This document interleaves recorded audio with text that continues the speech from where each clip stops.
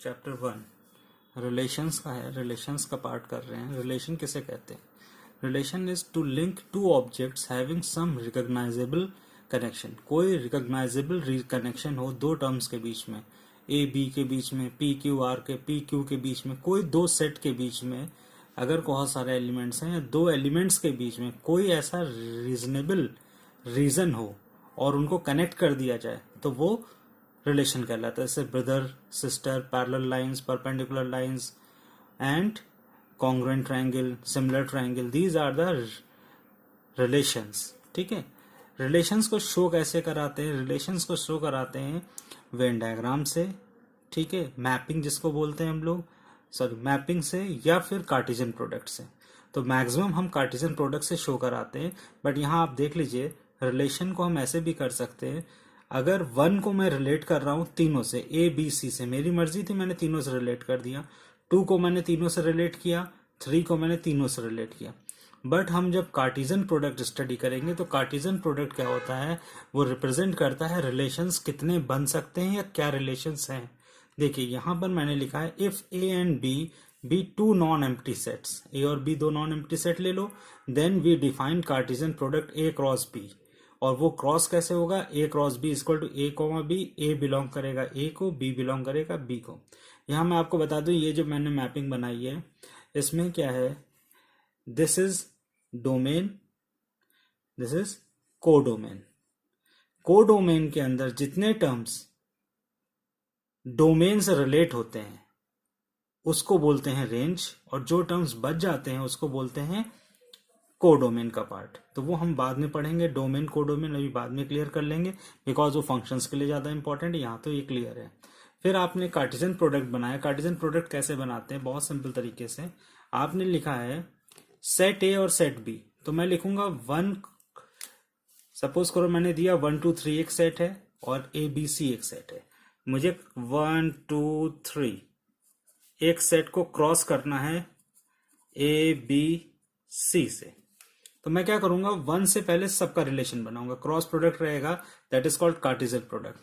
1 comma A, 1 comma B, 1 comma C, ये 3 product हो गए। फिर 2 को 2a 2b 2c, और फिर 3a 3b 3c। ये लास्ट ईयर हम लोग कार्टेशियन प्रोडक्ट पढ़ चुके हैं 11th क्लास में, बट क्लियर करने के लिए कार्टेशियन प्रोडक्ट इस तरह लिखेंगे। इन्हीं कार्टेशियन प्रोडक्ट की हेल्प से ही हम डिफाइन करेंगे कि हमारा सेट या हमारा जो कार्टेशियन प्रोडक्ट है या जो दिया गया रिलेशन है वो रिलेशन हो रहा है, किस टाइप का रिलेशन हो रहा है वो बताएंगे। टाइप्स ऑफ रिलेशन में हमें इन कार्टेशियन प्रोडक्ट की जरूरत पड़ती है। अब कितने नंबर ऑफ रिलेशंस आप बना सकते हैं? नंबर ऑफ रिलेशंस आप बना सकते हैं 2 की पावर पी क्यू। पी यहाँ नंबर ऑफ कार्डिनल नंबर है। सेट ए में कितने नंबर्स हैं वो पी रिप्रेजेंट कर रहा है।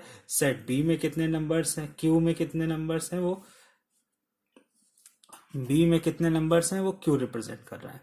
यहाँ पे देखिए इसमें 3 थे और इसमें भी 3 है, तो ये आ जाएगा आपका, इसके लिए हो जाएगा 2 की power 3 into 3, that is called 2 की पावर 9। यानी इस क्वेश्चन में 2 की पावर 9 रिलेशंस बनेंगे। फिर आता है number of relations on A. On A मतलब सिर्फ ए टू बी में नहीं जा रहा है, ऑन ए है, सिर्फ ए टू ए की बात हो रहा है। तो 2 यानी ऑन ए का मतलब हुआ A cross A to B का मतलब हुआ A to B. F such that या आर सच दैट, आर लिखेंगे such that A to B, A और बी में रिलेशन बना रहे हैं। यहां पे मैंने ये आर लिखा हुआ है, ठीक है। नेक्स्ट आता है आपका, एक एग्जाम्पल देता हूं आपको बहुत सिंपल तरीके का। वो आपसे कह रहे हैं कि a इज इक्वल टू 1 2 3 है एंड डिफाइन आर, इस तरह से डिफाइन किया गया है। एक रिलेशन डिफाइन कर दिया, आप भी डिफाइन कर सकते हो। इन्होंने कहा है 2a is equal to b, यानी जो फर्स्ट लेटर होगा 2a वो हमेशा सेकेंड लेटर का डबल होगा, ठीक है। तो हम इसका पूरा कार्टेशियन बनाएंगे, सेट बनाएंगे, सारे कार्टेशियन प्रोडक्ट शो करेंगे, उसके बाद चेक करेंगे क्या फॉलो हो रहा है या कौन कौन से एलिमेंट्स इस रिलेशन को फॉलो कर रहे हैं। फिर शो करना है, show that R is a relation on A, what are possible number of relations on A. तो हमें गिवन है a इज इक्वल टू 1 2 3।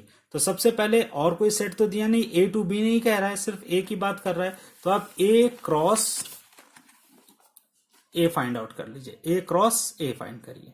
तो ए क्रॉस ए फाइंड करेंगे 1 2 3 1 2 3, तो 1 1 1 2 1 3 मैंने अभी आपको सिखाया कैसे करते हैं। फिर 2 के लेंगे 2 1 2 2 2 3 3 1 3 2 3 2। जो पहले हम लोग लिखते हैं इसको ही हम लोग डोमेन बोलते हैं और इसको रेंज बोलते हैं। ये डोमेन, ये range, this domain, this range, ठीक है। R is equal to A comma B, domain और रेंज ये इस तरह से डिफाइन है कि जो डोमेन का डबल होगा वो रेंज के बराबर होगा। तो ऐसा इनमें कौन सा एलिमेंट है जो डबल है किसका? रेंज का, सॉरी हाँ, रेंज आपका डबल हो रहा है किसका?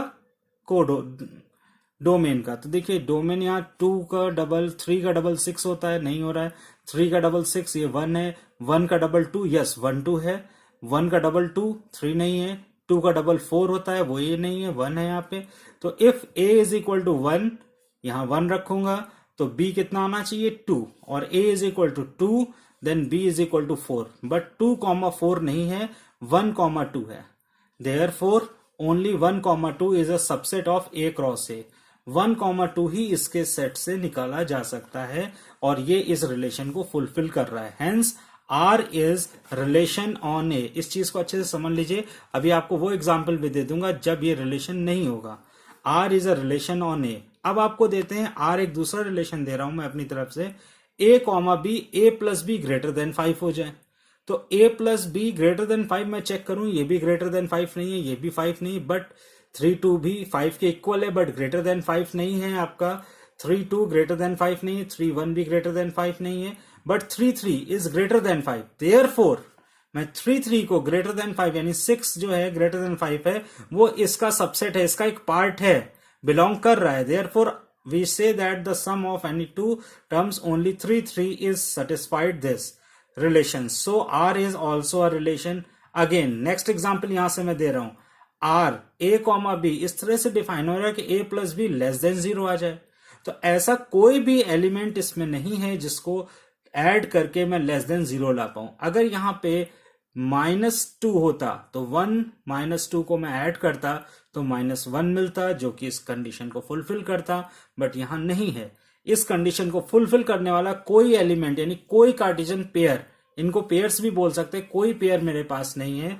तो ये no two element shows this condition, so R is not a relation. R कोई रिलेशन नहीं है। देयरफॉर आपको ये प्रूफ हो गया कि कब रिलेशन नहीं होता। आप आर अपने आप डिफाइन भी कर सकते हो। आप ये भी कह सकते हैं सर एक रिलेशन डिफाइन करिए ए और बी में कि A square plus B square is less than 1। ऐसा भी कर सकते हैं A square plus B cube is greater than 2। आप ये भी कर सकते हैं, कोई भी रिलेशन आप बना सकते हैं। वो इसमें से अगर डिफाइन हो गया तो वो रिलेशन है, अदरवाइज वो रिलेशन नहीं है। नेक्स्ट है नंबर ऑफ रिलेशंस पूछे थे ऑन ए पे, तो फॉर्मूला वही है 2 की power P square, because Q तो यहां नहीं है, ए क्रॉस ए में पूछ रहे हैं आपसे, इसलिए 2 की पावर पी स्क्वायर। तो सिमिलरली आपका 2 की पावर 3 स्क्वायर यानी 2 की पावर 9। नंबर ऑफ रिलेशंस, या मैं कह सकता हूं नंबर ऑफ सबसेट्स 2 की पावर 9। यहां एक चीज और मैं बता दूं, कितने कार्टेशियन पेयर बनेंगे कार्टेशियन में, कार्टेशियन प्रोडक्ट अगर आप कर रहे हैं तो नंबर ऑफ पेयर्स कितने आएंगे। पेयर्स मींस ये 1 1 1 1 1 2 1 3 इस तरह के कितने पेयर्स आएंगे। तो ऐसा होता है, आप क्या करते हो, Na सेट ले लो इनटू Nb, आप इन दोनों को मल्टीप्लाई करेंगे तो आपको पता चल जाएगा कितने पेयर्स आएंगे। सपोज करो पहले में भी 3 है, दूसरे में भी 3 है, तो 9 पेयर्स आएंगे। क्लियर है। यहाँ पे 9 कार्टेशियन, जब कार्टेशियन प्रोडक्ट करेंगे तो 9 पेयर्स हमारे पास अवेलेबल हो जाएंगे। इसके बाद देखते हैं types of relation. Types of relations काफी इजी है, ठीक है, और इसमें जो इंपॉर्टेंट चीज है यही आपके 12th क्लास में है। टाइप्स ऑफ रिलेशन में पहला टाइप आता है एम्प्टी रिलेशन। एम्प्टी रिलेशन का मतलब ये है कि आप 2 क्रॉस प्रोडक्ट लीजिए और उसमें एक भी एलिमेंट अवेलेबल ना हो पा रहा हो, उसमें एक भी एलिमेंट अवेलेबल, ऐसा रिलेशन जिसमें एक भी एलिमेंट इससे कॉपी ना कर रहा हो। तो जो मैंने लास्ट ईयर आपको एग्जांपल दिया था वो एम्प्टी रिलेशन का हो सकता है, बट यहां मैं क्लियर करूंगा आपको। एम्प्टी रिलेशन, यूनिवर्सल रिलेशन जिसमें सारे रिलेशन कंटेन होते हो, आइडेंटिटी रिलेशन जिसमें सिर्फ और सिर्फ वही एलिमेंट होते हो जो लेफ्ट और राइट है, यानी 1 1 2 2 3 3 4 4, ये आइडेंटिटी रिलेशन आता है। आइडेंटिटी रिलेशन को आप रिफ्लेक्सिव रिलेशन भी कह सकते हैं। यहां पे आपको एक एग्जांपल देता हूं, A cross A is equal to 5, यानी ए क्रॉस ए में कोई भी एलिमेंट ना हो। ए क्रॉस बी में कोई भी एलिमेंट नहीं है, तो ये क्या हो गया, एम्प्टी रिलेशन। फॉर नेक्स्ट है आपका यूनिवर्सल रिलेशन, या आप ये चेक कर लीजिए, एम्प्टी रिलेशन का एग्जांपल दे देता हूं मैं यहाँ पे। ए एक एलिमेंट है 1,2, आर इस तरह डिफाइन किया गया है कि A B such that A minus B is equal to 5। अब आपने क्या किया, ए क्रॉस ए तो डिफाइन कर दिया 1 1 1 2 2 1 2 2, लेकिन ए माइनस बी इसमें कुछ भी सेटिस्फाई नहीं कर रहा है, तो एम्प्टी रिलेशन ये हो जाएगा। ठीक है, नेक्स्ट देखिए, if R is equal to A plus B greater than 0, same करते हैं, तो इसका सम ग्रेटर देन 0 हो रहा है, इसका सम भी ग्रेटर देन 0 हो रहा है, इसका सम भी ग्रेटर देन 0, इसका सम भी ग्रेटर देन 0, तो ये यूनिवर्सल रिलेशन हो गया। फिर नेक्स्ट वन आता है आपका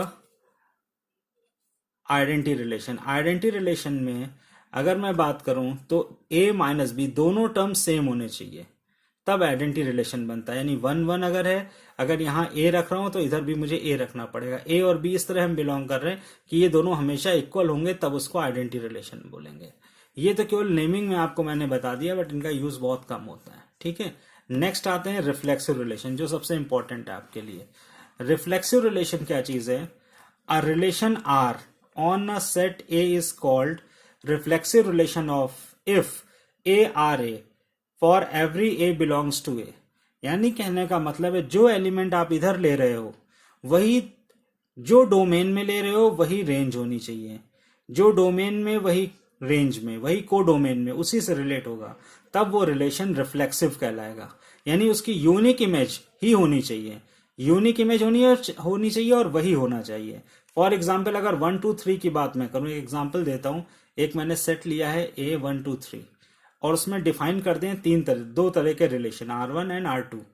R1 रिलेशन है 1 1 2 1 2 2 3 1 3 2 3 3। अब मुझसे पूछा जा रहा है कि सर बताइए कि R1 रिलेशन जो डिफाइन है, जिसमें इतने सारे एलिमेंट है, क्या ये रिफ्लेक्सिव है? तो मैं चेक करूंगा। देखिए 1 1 का अपोजिट हो रहा है, यानी 1 1 A R A, जो इस तरफ रख रहा हूं वही डोमेन में है, वही रेंज में, जो डोमेन में है वही रेंज में, जो डोमेन में है वही रेंज में। यानी कि अगर मेरे पास 3 एलिमेंट हैं तो तीनों का डोमेन भी है और रेंज भी है, इसलिए ये रिफ्लेक्सिव हो जाएगा। 1 1 2 2 3 3 R1 को बिलोंग कर रहे हैं, इसलिए रिफ्लेक्सिव है। सेकंड वाले में कोई भी मेरे पास ऐसा नहीं है जो मुझे दोनों को बिलोंग करा, 1 और 2 हो रहा है तो 1 3 हो रहा है,